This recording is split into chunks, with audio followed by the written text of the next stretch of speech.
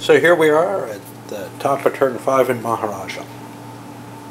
And we got a few new things coming on here. For one thing, Ashoka and 6 Marians have to be removed from the board at the start of the turn. Now, the Marians are going to turn into the Guptas. Hence, this is a Gupta game. Ashoka's got to come off the board. I got to remove 6 more units. I like this guard along here. So 1, 2, 3, 4. I'm going to put him back. 4, 5, 6. These are going to come off. I'm not sure that's the best move. It's definitely opening things up for the people down here. What else are we going to see? Some Greeks showing up in Persia. And the Greeks get special victory points this turn. And the Marathas are in Maharashtra, which is going to be here. Good reason for the Marians to get out of there. So the Marathas will show up here, and they have some specific points they get during the turn. Basically, Mughals is the only thing in the near future, they're not on the board yet. Andhra, Gujarat, Maharashtra, so they're going to be kind of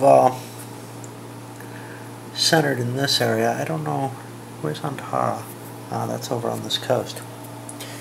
Alright, so they're going to want to center there, and unlike most Britannia type games, there are invasions that come from within in this one, and not just replacing a culture with another. Okay, and then the final thing that we have is the Rajputs have a major invasion, and we're seeing that over here, and they're gonna, well, they get points for killing Guptas once they show up, which is next turn. Some specific people they get points for, and then Gandhara, Malwa, and each other area. Gandhara is up here. The Greeks want Malwa. I'm not sure. I'm not really up on my Indian, there we go, geography, unfortunately. But playing this might help a little bit. Okay, here we are before the Rajput invasion, and we see the Marathas have spread out and carved out their own little area, about as big as they can. The Marians did not get a population advance this turn. Next turn they go away. They become the Guptas. This turn they just don't get a population increase. So they pulled back 3, I forgot to count their areas. 3, 4, 5, 6, 7, 8, 9, 10, 11, 12, 13, 14, 15. 3 more areas, they would get an extra victory point. But I'm just going to give them the Raja point, because I think it's more important to try to save their strength for the Guptas than it is to score an extra point. Now, we're right about to have the Rajputs come in with their major invasion, and they don't get much this turn. They just get to try to expand and take areas that they want later. Their next victory point turn, well, their next turns are turns 6 and 7. Now, do they have special victories? No, so they want to set up for next turn. And that's the end of turn 5. We see what the Rajputans have done. They've spread out a little bit here. They're a little weak in terms of being spread out further than I generally like to be. And 1, 2, 3, 4, 5, 6, 7. They didn't get a Raj point. I should get rid of this. I already scored it. 37. And here on turn 6, I believe only the Rajputans gather points on this turn. They get a special victory point phase. Okay. So here we are at the beginning of turn 6, and I have to remove all the Marian counters and replace them with Guptas. That's just the way this game handles.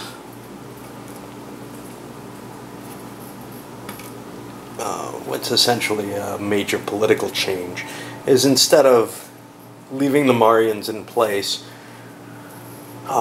we've got a different set with a different set of rules. I'm not sure how important it is to make that change, except that historically they're known by significantly different. The different eras are known by a different name. So we're on the Chola turn. I'm gonna, I guess, briefly go over what some of the other people have done. Not much, really. Pandyas continued to hold their territory. They defended Karnataka a little better. Greeks moved into Punjab, made an attack. No biggie there. Marathas spread down into Malabar.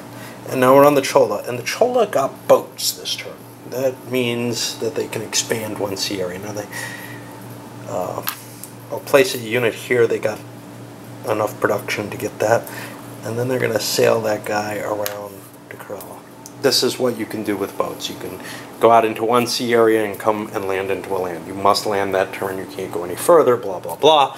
The reason they're doing this is really, even though they don't get any points for this territory, it's kind of a safe place, and it'll give them more production, and then they'll go into Mysore or Karnataka on the next turn. So here we're moving from turn 6 to 7, and we got some points to allocate. First, the Guptas are getting 1 for a Raja, and the Rajputs are also getting 1 for a Raja, which they got in their turn, plus they get a point each for a couple of Gupta armies. So they're getting 3 points for that, and then they collect points because it's turn 6, and for whatever territories they have. I'll come back with the score at the end of the turn, just because it is more of a scoring turn than most. So the Guptas scored an extra point that puts them up to 38, and then the Rajputs got 10 points, which puts purple up to 12. So here we are on turn 7. This is a victory point turn. The Guptas are going to have a major invasion here, and they get a leader.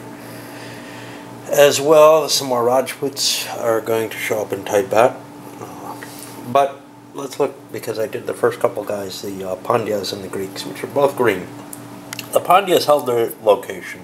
They don't have an extra army. These are their most valuable territories. They want to keep 2 in the plains because it's easier to dislodge people from the plains. The Greeks moved out of Baluchistan, attacked Punjab. There were 2 Rajput here, and they got destroyed. They are now bagged. They're a dead race. Why did they do that? Well, they only get points for a couple of areas for the rest of the game.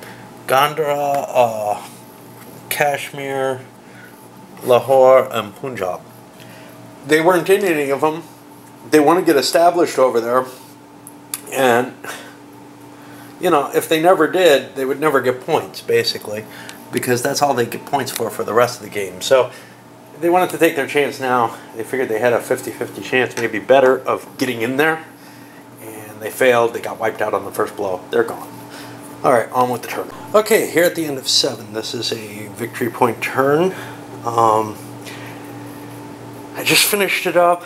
The Rajputans advanced and got themselves a Raja point, and then the Guptas came back with their major invasion and pretty much swept all the valuable areas back under their control. In terms of victory points, Green, who only has the Pandyas left, hit 12 points. They're down to 1 area and almost dead. Of course, they have other powers. The Mughals were going to be their big point maker, and the Portuguese. Blue, with only the Marathas left. Now, the Marathas are doing pretty well. They grab most of what they want and are up to 17 points. They got a 9 for the turn, I guess. Yellow. Yellow's running primarily the Guptas, but the Sinhalese pulled in 3 points for them for holding their Sri Lanka. But the Guptas swept through, grabbed a Raja point, and netted, what, 24 points for the turn, which is pretty good. And they're at 62, and still look like they're running away with the game. Now, they have the Dutch left, and that's it. So basically, the Guptas kind of run out at some point in this game. They start degenerating the same way that the Maryans did. And there's really no big source of points after this. The Dutch are not exactly a major point getter as far as I see. So this is it for yellow. They've got to make their points off the Guptas. And, you know, they certainly look like they're in the lead. Now let's go to purple. The Chola have 2 key areas. And I think that was worth 3 for them on turn 7. And then the Rajputs picked up a Raja point. And they do not get points for over in the Himalayas, but they do get points for North India for now. And they grabbed between them 12 points, putting them in second place with 24. Again, it's hard to tell what the balance is. Let's go to turn 8, and I guess we'll keep going. So here we are, the beginning of turn 8, and we're going to have Chandra and 8 Guptas removed here. Now this is kind of tough because I have them spread out so far. Some Muslims are also going to start pouring in from Persia. Now looking at the Gupta values, they want North India and the Himalayas. On the other hand, these couple areas are so valuable. So what I'm going to do is 1, 2, 3, 4, 5, 6, 7, 8. 1, 2, 3, 4, 5, 6, 7, 8. I'm going to remove those. Creates a huge power vacuum. It seems like the best move to me, though, for the Guptas at this point. And they will no longer increase population for the rest of the game. So their increased population marker goes away. It's going to be tough for them to score a lot of points from now on, but I'm hoping to last out for some time by mainly being in the Himalayas, but I figure it's easier to incur from here outward than to just try to hold things for the whole turn. So we see a little bit of expansion by the Maratha, but the biggest action that happened is the Sinhalese charged out into Carnatic, and they wiped the Pandyas out, and they are now bagged. And that there is the end of turn 8, going into turn 9.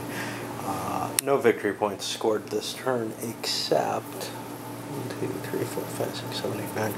One Raja point that I forgot to give to the Rajputs, and 1, 2, 3, 4, 5, 6, 7, 8, 9.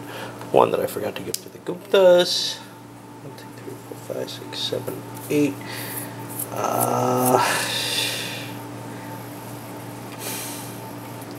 I believe the Maratha also had a Raja point. Alright, so I'll score those 3 points, and then I'll wrap this and send it up.